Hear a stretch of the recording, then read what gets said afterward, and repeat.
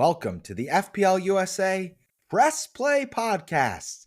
We are at the finish line this FPL season. I am Bucks, joined by my podcast partner in crime, Brian Chen. How the hell are you, baby? Bucks, we are new fathers here. Obviously, you've been a father for a few moments, but we both welcomed little babies into the world, so we appreciate some of our FPL USA mates, Paz and Dallas, for filling in last week on the podcast. Cheers to those lads. And we're trying to just catch up on some sleep and catch up on some overall rank, and that's been hard to do this past week, Bucks. In game week 37, it's been a bit of a tricky one. How you doing? Hey, I'm hanging in there, man. Baby boy's doing great. He's loving life with his two big sisters. They're loving life, having each of them now their own sibling, and both getting to be called big sister, which I think is a big moment. That's fun. You know, my FPL season is just absolutely in the gutter. So, the finish line can't come soon enough on that front. But I've just chosen to lean into the vibes. I'm having a lot of fun with it. And this game can't get me down. I just love the Premier League so much. I love watching Chelsea so much. So I'm just glad that I'm podcasting with you, because I think I might be remiss in saying that you might be the best content creator with the highest rank right now. Is that true? I am in a list of content creators on FPL Game Week. And yes, I've been doing some laps around those folks. Thankfully, just getting my luck and getting a lot of variance on my side, but still in the top 500 on a small red arrow for game week 37, just by about 1 point off my safety score, 46 points. You know, things could go better. I have 4 players remaining, though, so we're recording this podcast on Monday night. We still have 2 matches to go, City and Bournemouth, and then we have Crystal Palace and Wolverhampton. So I have Cunha, could be a decent differential, but right now I think I've just missed a few of my differential captains the last few weeks, and then honestly just picks. I went for Palmer captain this week. That just blew absolute chunks. It was bad. It was not good. But Chelsea won. That's the most important thing. FPL be damned. Thank God as long as Chelsea make the Champions League. Cucurella, man, he's crushing it on the goal tally this calendar year. Holy cripes, we'd be lost without that guy. Yeah, he was looking like a vintage Drogba when he was rising up for the ball there. I loved every second of that. Impressive. Yeah, so now my goal is to just remain in the top 500 before the end of the season. But, you know, there's lots of punts on the last day of the year, and all the teams playing at once. There'll be some leaks, some news. We're waiting on some key news on assets like Saliba and Isak and all the rest. So what are you feeling? You feeling like a cheeky captaincy differential pick for game week 38, Bucks? Yeah, I think I'm now 2 game weeks with taking at least 1 hit. Again, I'm just trying to make my team fun for me. I still also have 4 players to go. I'm on 48 points, even factoring in that hit. So I'm on a little bit of a green arrow, which I like. The lowest point scorer in my squad right now is Palmer, who unfortunately is my captain. Hate to see that. But like I said, Chelsea got the 3 points, and that's almost more important than the combined 4 points I get from double 2 from Cole. Now, listen, I am one of the only 2% of managers that have the optimal Villa triple up. So I had those huge 15 points from Konza. Yes, Rogers. Konza. Love you, Longsa. Oh my goodness. 15 pointer on a Friday to start the weekend. Love that. Yeah, Esri also donated some money to my newborn's college fund by helping Villa get that W. And then, I also have Watkins. I brought him in for Isak. That was kind of fortunate.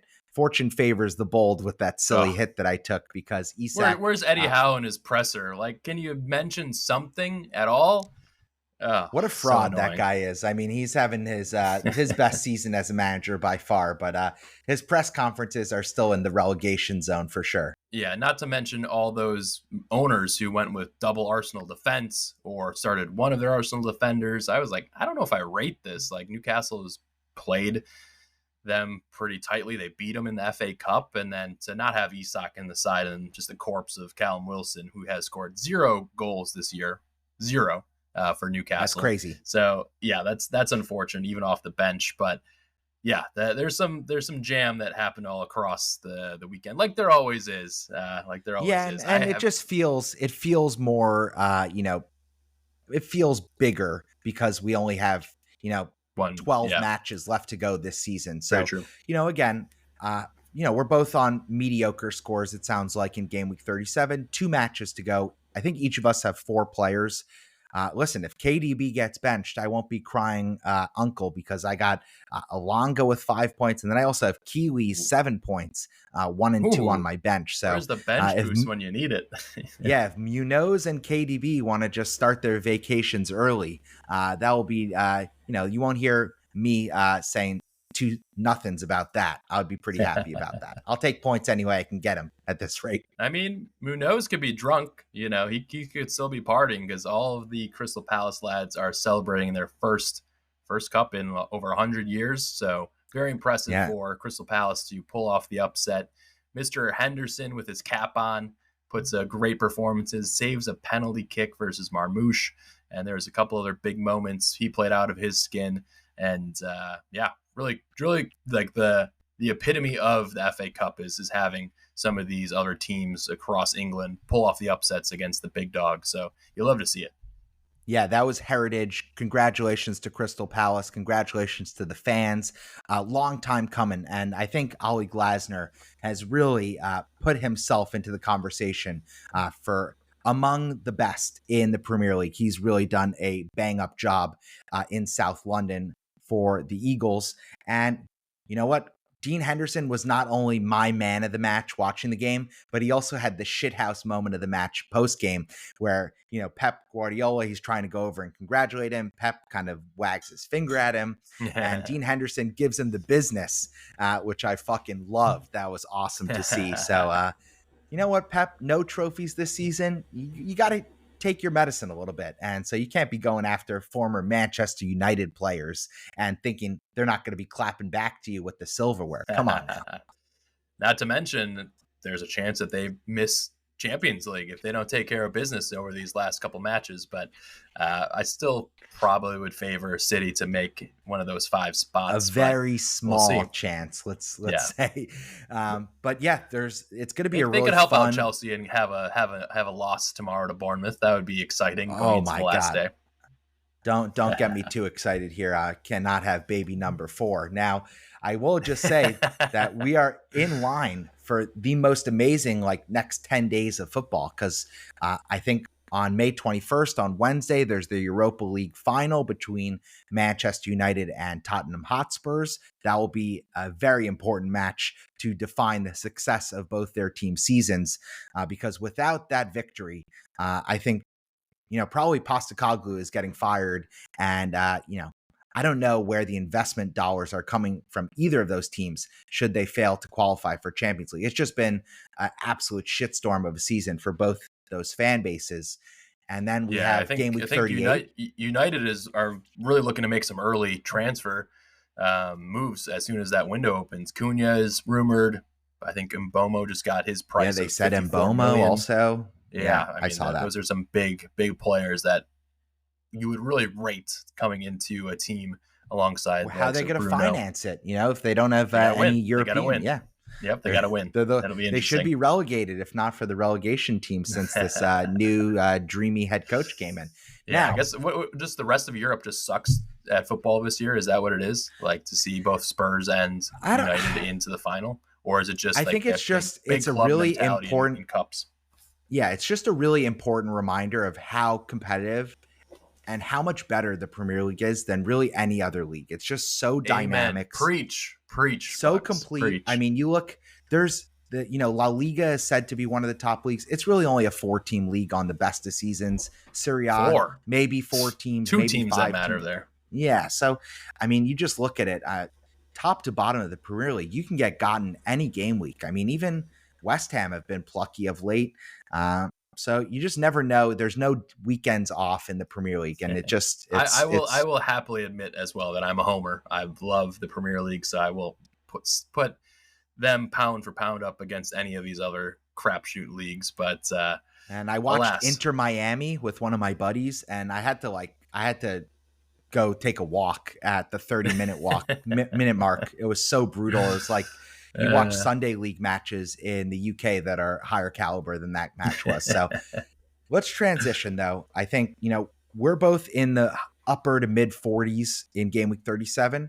It's meh, but it's still all to play for, especially for you, Brian. I mean, you're like one of those teams ranked 3 to 7 in the Premier League. You're still daring to dream about, what could be at the end of this season. So let's talk about it. What's your current rank? And then, 37, got 4 guys to go. Where do you think you're going to land? And what does that mean for 38 for you? Are you going to be swinging wild and loose, or are you going to be just trying to protect rank? Yeah, right now I'm on 46 points. I have a very, funnily enough, red arrow of 10 places right now. So very much like 1 point off my safety score. Yeah. No, I want it to be a green arrow. I want to end the season on a green arrow. So that's my goal. Look, if I get a few points from Cunha, if he could come in with like an 8 or 9 pointer, that would be huge for my team. But then I have Munoz and Mateta subbing in for Isak. So I'm not really thinking that those guys are going to deliver many points after celebrating nonstop. So they'll probably come in with 1 or 2 points max. And then I have Gavardiol like everybody else. And then I'm going to be hurt by KDB and Marmouche. So it's not looking that great. If I can eke out a gray arrow, gray dot, and then set myself up for a green arrow in the last game week. So, I just want to stay in the top 500. That's now the goal. I went too close to the sun. I went a little loose the last couple of game weeks, just looking at the numbers and trying to pick differential captains like KDB last week and going against the field of Mbomo, and then same thing with Palmer this week. So, top 500 would be absolutely sick if I'm just outside of that. Top 1K is a lock, and that's pretty damn satisfying. So we'll see what we do. Probably have to go differential cap again, though, and we're going to talk about that later through our FPL community questions. Love it. All right, let's leave it there. I mean, I think, well, it's all about game week 38 at this point in the season. Yes, sir. The Europa League final is important. The UECL final is important for some, maybe mostly me and, my gang of Chelsea supporters. I don't know if I recognize that. Just me. That silver plate that they're going to get. That's right. So let's transition. Let's flip ahead to game week 38. So what managers need to know going into the final match week of the season is that it's a flat earth scenario. All the teams start at the same time. The matches are all on Sunday. There will be lineup leaks for sure. And probably there's going to be a shit ton of goals. On average, game week 38 has significantly more goals than any other week of the season across the board. So you could be watching a brutal match like the third team for Arsenal at Southampton. Listen, we're probably going to see 5 goals in that match. It's just how it goes at this point in the FPL season and in this point in the Premier League. So with that, let's go to our first segment, the best matches to target for FPL hauls.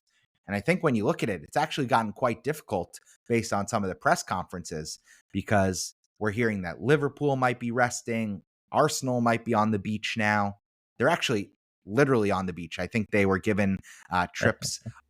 No training this week. Love to hear that if you have a double Arsenal defense and Saka still in place. It could be extremely brutal, but it's definitely going to be a lot of fun. So what's your first match that you're looking at and it's like, ooh, yum, yum. There's FPL points there. I would say, the Arsenal versus Southampton match to end the season.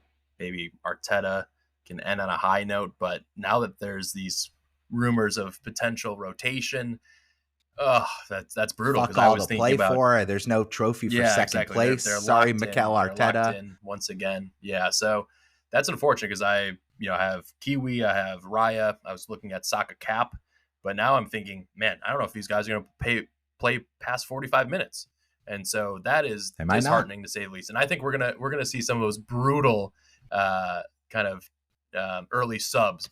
55 minutes. We're going to see a lot of those subs this week for other teams to get some of their squad players out and just get them in front of the crowd for the last time. So it really helps me kind of lean towards any team that is still fighting for Champions League is really what I'm thinking about, and how those players will perform in their expected minutes. So, when you're looking at, originally I was thinking I'd go from Palmer to Saka. Now I'm kind of reevaluating that a bit. I'm not 100% sure. I want to see some of a team sheet.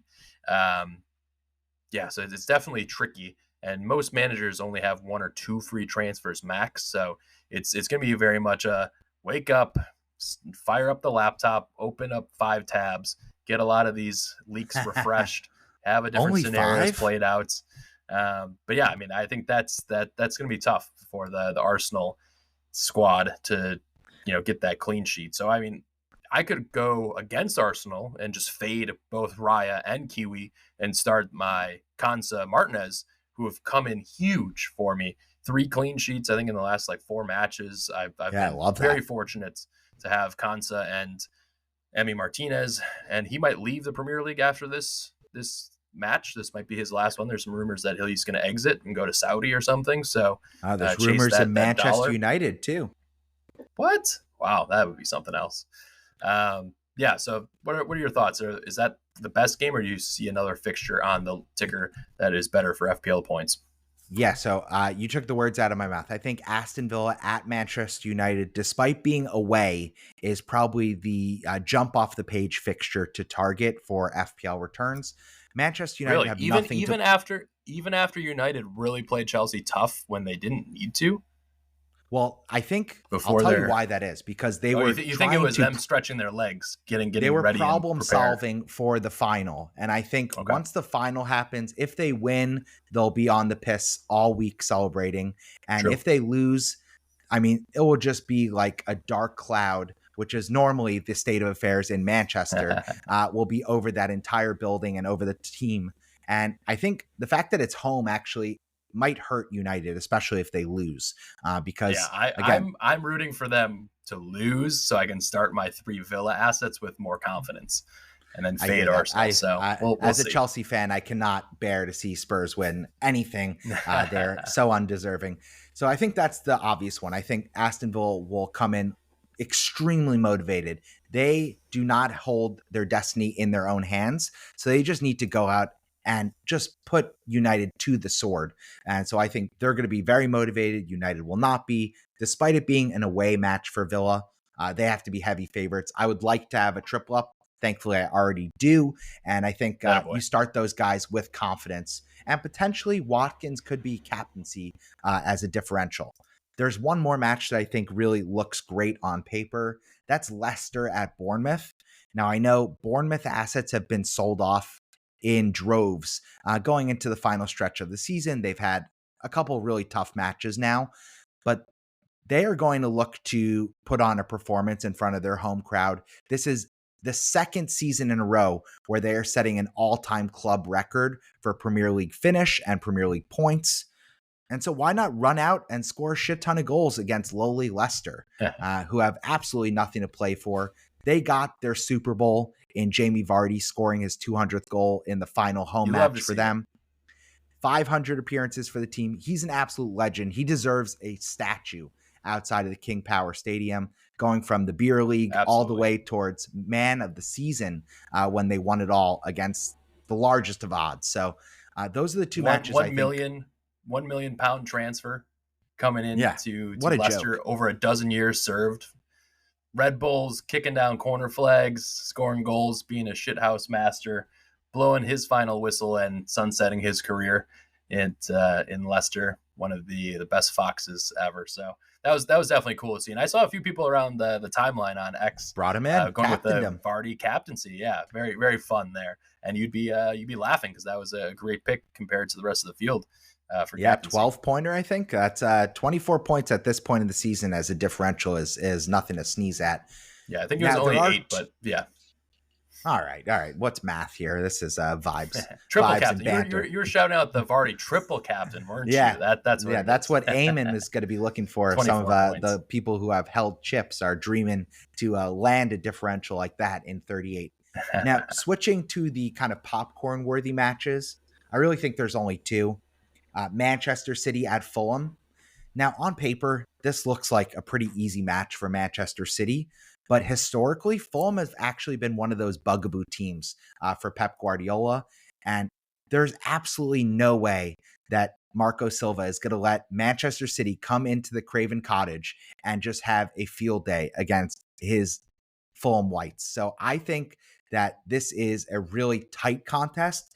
So I know I have KDB, I have Guardiola. Probably a lot of managers have those guys in place. I'm a little nervy if I'm a Manchester City fan. It's good that they have this late match after a disappointing FA Cup to try and get the points in the bank early, because I actually think Fulham are going to play them really tough. And I could see this being a draw. And, depending on what happens around them, that could be enough to keep them out of the Champions League places. So that's a match for sure in focus for me. Last one, closest to my heart. I'm going to be, living and dying on each and every kick in this match. That's Chelsea at Nottingham Forest. That's basically a final for a Champions League spot. That's the way I'm looking at it. I think probably that's how Forest fans are looking at it. Both teams need the 3 points. Both teams probably, I think Chelsea will be a lot happier if they get the draw. They'll probably just squeak in. But again, Chelsea have the destiny in their hands. Forest are chasing. So I think this is going to be a really interesting contest. Do Forest stretch to really get out of their shape and play a more aggressive style? Do Chelsea kind of pass through them, kind of anticipating that? So I think this is a really cool match, both with lots of eggs in the basket for both teams, but also this is kind of like a style makes fight kind of match here. Because, Maresca Ball versus Nuno Esperanto, it's just a really compelling match on the last day of the season. Love to see that there's a lot still to play for. Yeah, absolutely. So that one's going to be I actually think squeaky bum time. You're going to keep Cole. Wow. Okay. Oh, no for move sure. to Saka. Nah, fuck Saka. He sucks. Six goals in 20 starts. Not that impressive, but he's been definitely hampered by injuries this season. Yeah, but you know what? There's also no trophies for second place. And so I just think that, at this point in the season, you're trusting your best guys in the biggest matches to go out and do something special. And I think we'd be talking a much different tune if Cole Palmer would have gotten 1 or 2 assists, which he really should have in that Manchester United match. Noni Madueke just puts the ball on net. Butterfingers Onana was going to let those in. So that was hard to stomach, as we both had him as captain. So painful. I think he deserved to equal the amount of points that Ollie Watkins had as captaincy. So that was really tough to see, unfortunately. One last one, Liverpool. You think they try and put on a strong lineup, a big show at Anfield against, Palace, who are definitely going to be celebrating really hard this week? You think maybe Mo Salah could be a captaincy shout? I don't know about that. I think that they just look like they're so, it's got to be such a weird mentality to go into these matches knowing that you've won everything this season. It's over. And don't get hurt. Yeah, it's so weird. Yeah, exactly. And it's like they got the Club World Cup coming around, and there's my my little daughter having a little scream in the background. But she's made her first podcast appearance. Congrats. Yeah, podcast appearance. Yeah. But I should tell you that Liverpool not in the Club World Cup, just Chelsea and Manchester City from the Premier League, which is a little interesting. Oh, did not know that. I just would have assumed a big club like them was going to be in that. Yeah, because it's really their only first trophy in a couple years' time. So this is more of a legacy tournament this season. Now, with that being said, we do want to just address some of those big questions going into 38, because again, with such a small sample size and so much still to play for a lot of managers in their mini leagues, just looking to kind of finish the season on a green arrow and considering the goals, I think the only words of wisdom I can offer, because I'm having a dreadful season, is just prioritize getting in fun attacking options. So no defender transfers. We've been saying that for weeks now. But listen, you're not having a great season like me. Spice it up. Take a hit. Get in some attackers. Maybe even give one of those guys the armband. Let's make it fun, because again, the name of this game is just to deepen our enjoyment of the Premier League. That's what it's all about. Brian, you got any perspective, any advice as, probably the best manager season that we're ever going to have on this podcast. So tell us what's going on. What's in your mind? It's been bittersweet kind of thinking about that a little bit, just knowing that up to 285 in the world was my highest overall rank this season. And I could play the next 50 years of FPL and not touch that kind of a high. So I might hold you to that. We got a plaque between us. I would be very happy. I know. Edition 2, edition 3, edition 10. After it goes back and forth. Yeah, and that's one of our most fun little side bets we have with 4 of us in a group chat. We have this plaque that the loser of the 4 of us has to send to the winner, and then it gets engraved. And so Bucks, unfortunately, looks like the worst overall ranked manager. So he will be paying for the shipping, paying for the engraving. I have this nice spot in my office just ready for it. And then I'm going to have that for the next year. So looking forward to that engraving of a triple-digit finish on there. Very, very slick. Yeah, just give me a little bit of kudos, for past performance. I am the only 2-time winner so far of that plaque. So, okay. It's not all bad news. Yeah, that's right. Hey, I was the one who was paying for it last season. So it's tough when those bad seasons hit, but there's always next season. So I think let's just transition here to our FPL community questions for game week 38, and we'll breeze through some of these. So we're just talking about defender picks, but at FPL_Hunt, aka Connor, wants to know who is the best 1 week defender pick.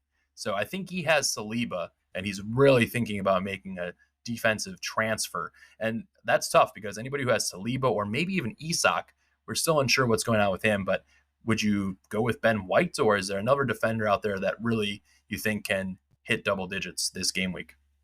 I think when I look at the fixtures, I think Kirkez looks great. If you don't have a Villa defender, maybe Matson or Kanza, based on the leaked lineups that we get. And then, listen, I was really impressed with Connor Bradley today. I know Liverpool ended up losing the game 3-2, against Brighton.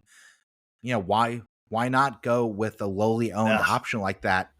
He's on the same side as Salah. I mean, I just think you got to target. I think there's going to be five goals in that match. They're very much. I would be leaning towards a more unbalanced fixture, or for a team that has something to play for. Ben White can obviously fill in for center back if the legs of Saliba is out, so don't mind it.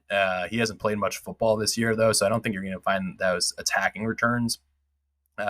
Kirkez is definitely that seems like a fun pick. Although Huijsen, who is off to Real Madrid, crazy kind of last couple of years for that guy, but the kid has 3 or 4 goals this season, lots of headers, tall lad. You might even try and spike that 15-pointer versus getting the Kirkez 12. But I think, those Bournemouth guys are pretty good shouts. Matson, not bad. He'd have to be on the league lineup, though, from you need to know he's starting route. For sure. Yeah, I think those are mainly the picks. I mean, Newcastle, I guess they have to win at home versus Everton. Everton are pretty shite. Like that, there could be, Livermento or one of those picks. Maybe Shar. Shar is a donger. I would go with him. Yeah, I like Shar. Shar's a great shout. Yeah, and especially because I heard maybe Tarkowski is going to be out of that match too. So he's done for the season. Back. Yeah, he's toast. Yeah. Okay. Yeah, he's toast. I missed what injury he got, but so that's another shout for defenders. But I would, like you, focus your transfers on attack. Just get your bench guy in and enjoy the 2-pointer, because there's going to be so many matches with. You know how many clean sheets there's going to be in game week 38? A whopping donut 0. Maybe there's going to be 1. I would be shocked if there's more than one clean sheet this game week. So I think as long as it's Chelsea 1, NFO 0, that's a clean sheet we need. Stop it! You're making me. It's injected straight into my veins. I would take that result. Let's keep this PG-13. I don't want to start taking my clothes off here. Next question is from Matt, aka at my Cayman fan. Simple one for us. If you own Isak and Saliba, do you transfer them out, and to who? So let's update the listeners on Isak. He has Hammy. a ongoing groin injury, actually, that he's been Ooh. managing for at least 10 kind of game weeks here. And Wait, that's is where that you've true? seen some of Because his. Howe said it was a hammy. He said he tweaked his hammy in the day before training. Come on. Fucking How liar. doesn't Hate know that what guy. the hell he's saying? I think it's Golly. it because there's been some rumors that he's going to have a surgery after the season, and I think that's for the groin. Now, obviously, if your groin is hurting you and then you tweak your hammy, it's all kind of the same, muscles down there. So it could be one of those, similar injuries. But regardless, they need to get these 3 points. So maybe they were just going to punt on the away Arsenal fixture and just say, we're not going to take any risks. He No, traveled they with the went team. for it, dude. That was Raya was the best goalkeeper in the world for those 90 minutes. He was incredible. Yeah, So I mean, he also had a couple giveaways that caused him to make some of those double saves. But yes, he had a great 5 saves in the first 30 minutes there. But so I think I was listening to FPL Harry and a few other people just talking about it. Like that's an important leak, because if he's going to play, pretty good differential to have in your team, even if he's 80% versus a beached Everton team where you're playing Newcastle, who need the full 3 points. So I would likely just hold on Isak. If you're not, I think Evan Nilsson is a great transfer in. They're playing the Foxes, nothing to play for. That's probably the likely best forward this game week. Otherwise, I think Wissa, the Wolves and Brentford match, could be a really fun one. If you don't have Wissa either, I think those are probably my 1 and number 2 strikers for this game week. agreed. Yeah, I was gonna say Watkins and Evan Nielsen, and then Wissa. That's Watkins. kinda, Yeah, good point. Yeah, I think most people are already either tripled up on Villa from this past week or don't have a route to him. So if that's the case, then I think Wissa and Evan Nilsson are right there. And then Saliba, just use your bench fodder. bench that get guy. your Who defender cares? in. Yeah, Benjamin. Just Then you take could on say the that you take had on the EO of Saliba. Arsenal defense. Yeah, you could say you had Saliba for all 38 game weeks and pat yourself on the back for that. Just, understand that he's not getting any points and not getting any minutes here. So, all right, what's the worst that could happen? This is a better question for you from @OG Boo Shindu. Wants to know, with Isak, who's the best spicy differential? They're looking for something spicy. So You're going to have to go off the beaten path here, Bucks.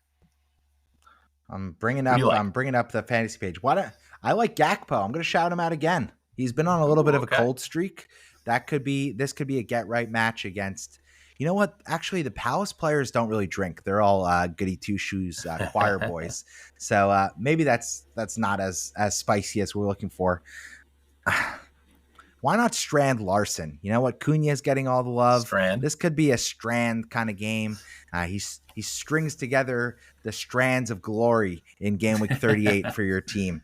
I see that match having 4 to 5 goals in it pretty easily. At Brentford least. are pretty open. They blew that match. I mean, obviously, after Crystal Palace won, they knew that they weren't going to be able to get the 8th European Nothing to play for. Nothing to play for. But they were up 2-1 and let 2 late goals go to Fulham. So that was a 5-goal thriller. We could see that repeat easily versus Wolves as well.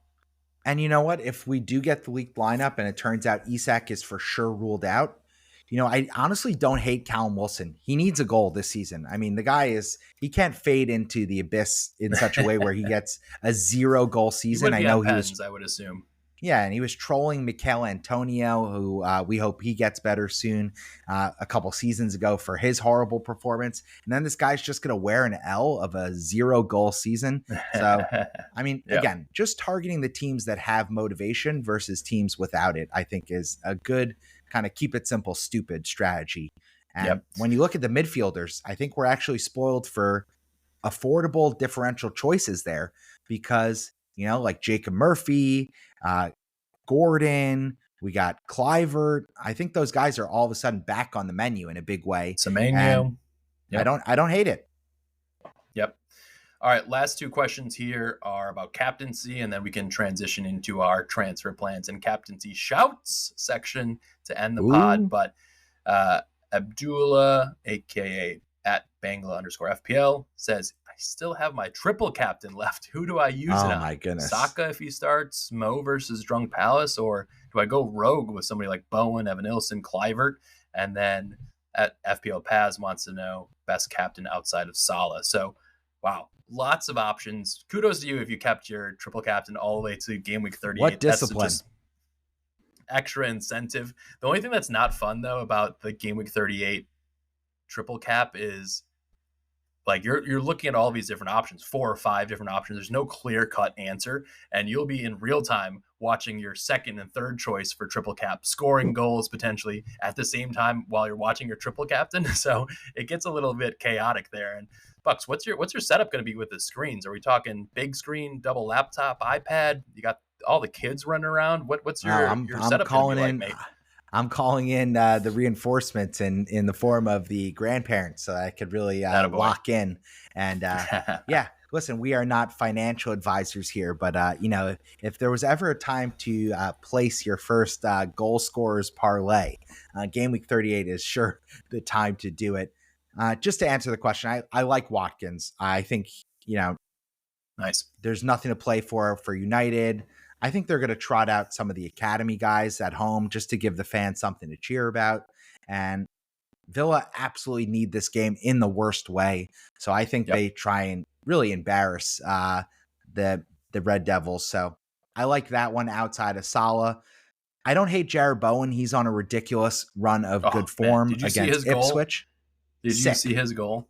Oh, unbelievable. It was just filthy. Like the technique and the awareness there. And I'm not going to lie, I was looking at a massive red arrow because I have gone this whole season without a single Forest defender, and they were on kind of a double clean sheet. A lot of managers had multiple defenders from NFO, and Bowen, my guy, comes to the rescue. I own Bowen. He comes in with that 8 or 9 pointer once again. So he's definitely a man in form. So shout out to my good buddy down here in the Central Coast of California. Andrew Stein went with the captain on Bowen this week, so that was pretty good. That would be a good one to bank the triple captain on. So I think those are 2 quality options. Yeah, Ipswich, and then of course Ipswich is going to give up some goals there, even to West Ham. But you know what? I also think that if Isak starts and we find out that he is fit in the league lineups, you could do worse than triple captaining a guy who's probably going to be among the most favored to get a goal if he gets 60 minutes. So I don't hate that either. Yeah, I just don't love that he could captain him and he could come off at 65. Yeah, he could come off at 30 minutes if he tweaks something. Ugh, yeah. Not that's too bold, but I'm hoping he's in my team right now, and I'm hoping that I won't have to, because I have Mateta and him, and I need to start one of them. Otherwise, I got to take a hit, and I do not want to take a -4 because that sets me back maybe 200 attackers places. This is the game week for the attackers to repay the hits. So I think if we really find out in a 1 week scenario where you don't have more game weeks for them to make up those points, it's just such a small sample size. Like, I don't love hits this week unless it's for captaincy specifically. Don't take a hit. Yeah, but I think that if we out a defender or an attacking player. Totally fair. But I think we are going to know before the deadline who's starting and who's not. So if it turns out that, Isak and Mateta are not, if Mateta's benched and Isak is not even in the squad, I think taking a hit is a very pragmatic hedge. And, you just hope that one of those guys you bring in really does the business on your behalf. So I was perfect way to transition, Brian.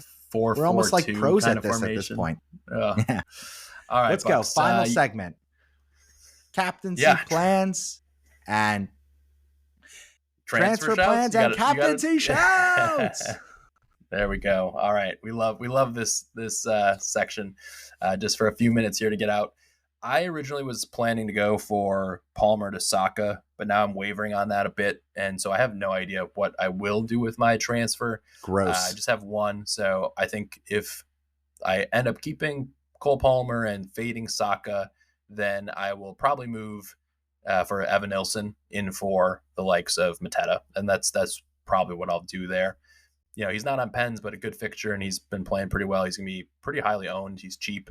So I think that's the route I'll go. And then captaincy, man, I have no idea what I'm going to do. I'm very eager to go differential. And it could be on Cole, could be on Cunha.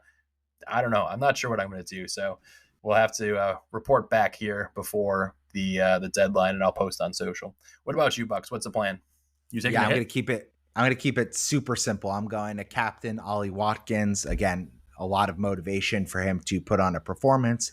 You know, he might be out of Villa. He might be looking to get a big contract renewal, getting them back into Champions League 2 seasons in a row.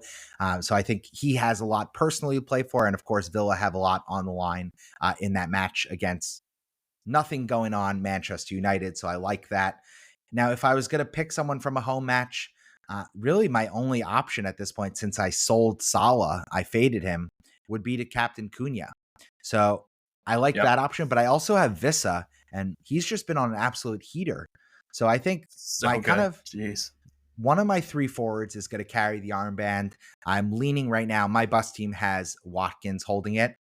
And yeah, I think my transfer is going to be a little bit surprising.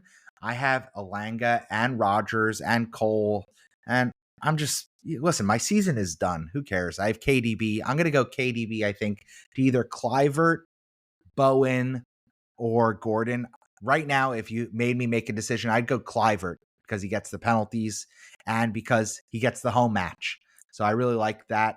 And listen, he's also a new dad. So, I got to keep that new dad energy going. There you go. I know I'm a veteran at this point. So don't come to me for FPL advice. But if you are a parent as of recently, my DMs are open. I'm happy to give some of those late night bottle feeds, or, when you're up supporting your better half as she's feeding your new child.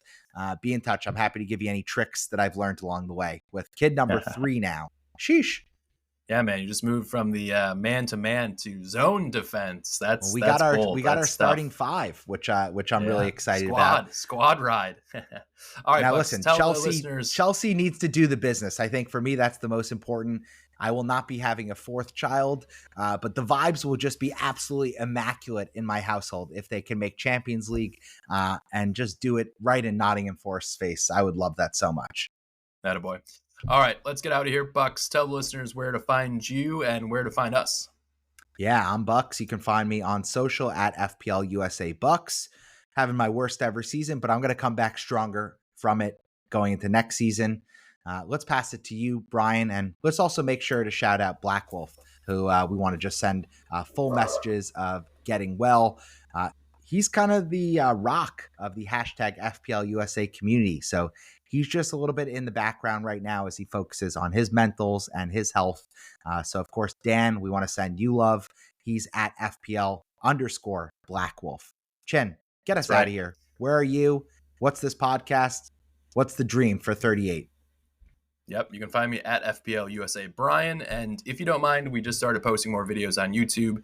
That is something that we're going to be doing more of next year as well. So give us a like and subscribe. We really appreciate that as we continue to build our humble podcast into a more of a video medium as well. And man, ahead of the World Cup, USA FPL is going to be bumping, so we're looking forward to gaining some new listeners and followers. We appreciate you engaging with us at FPL USA Press Play on all socials. Holla at us. Yeah, one last thing. Shout out to the at Hail Cheaters, the Always Cheating podcast. Brian, you've been a longtime Patreon supporter. They just announced they're going to be hanging it up after 10 years. After a decade. Yeah, they were really the inspiration behind us starting this podcast. We're not so analytics. We're not so much of a numbers pod. We just watch the games and we do this for the love of the sport. And I think that's what their podcast and that's what their whole energy was all about. So we're really hoping that, together with the hashtag FPL USA community, that we can maybe take on a little bit of that mantle. They were such good stewards of the game as we came up into the spotlight of running our own podcast.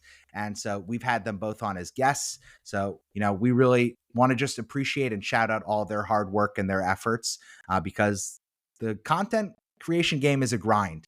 And, they really set the mark for the United States version of the FPL content business. So shout out to you, Josh and Brandon, on, kudos for a really amazing stretch run that you guys had.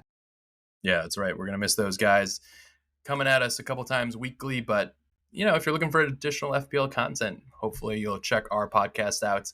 Good luck in game week 38. We will have one more podcast to end the season, just recapping a few of the learnings, especially with some of the new rule changes, the chips that were new to this year. And then head off into the summer transfer window, and then we'll be taking a nice little break as we raise our little one. So we'll be back soon, and best of luck this game week. Yeah, green hours to all. Let's go. Let's go. Top $500. Let's fucking get it. Woo! Yeah, top 500.